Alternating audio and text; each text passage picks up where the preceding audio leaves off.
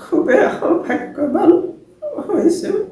কাৰণ ল'ৰাটোৰ ওপৰত মোৰ বহুত আশা আছিলে যে এদিন হ'লেও কিবা নহয় কিবা এটা কৰিব বুলি বহুত কষ্ট কৰি আজি সাফল্য মোক দেখুৱাইছে বা ৰাইজক দেখাইছে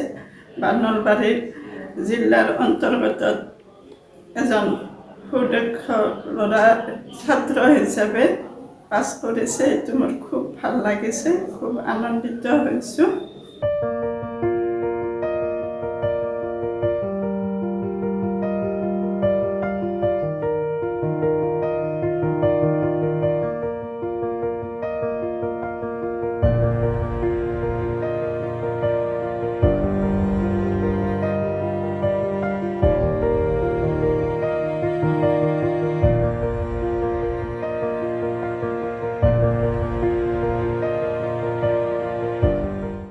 জনাজ বংশী হয় মই APSC 2023 পৰীক্ষাত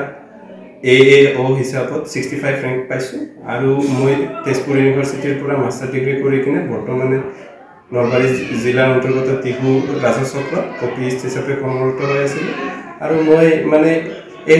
কৰ্মকালতে মই APSC কাৰণে প্ৰিপাৰেশ্যন কৰি আছিলোঁ আৰু সৌভাগ্যবশতঃ আজি ৰিজাল্ট দিছে আৰু মই 65 ৰেংক পোৱাত মই অতিকৈ আনন্দিত হৈছোঁ মোৰ মা মোৰ পৰিয়ালৰ খুবেই মই সঁহাৰি পাইছোঁ আৰু সেইবাবে মই আজি বহুত আনন্দিত আৰু ভাল লাগি আছে বৰ্তমান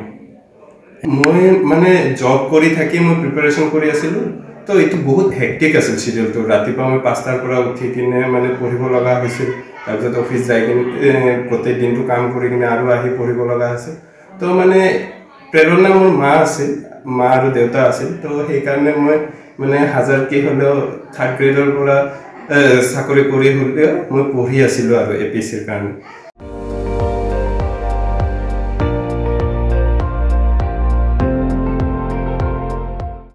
আপুনি চাই আছে ND24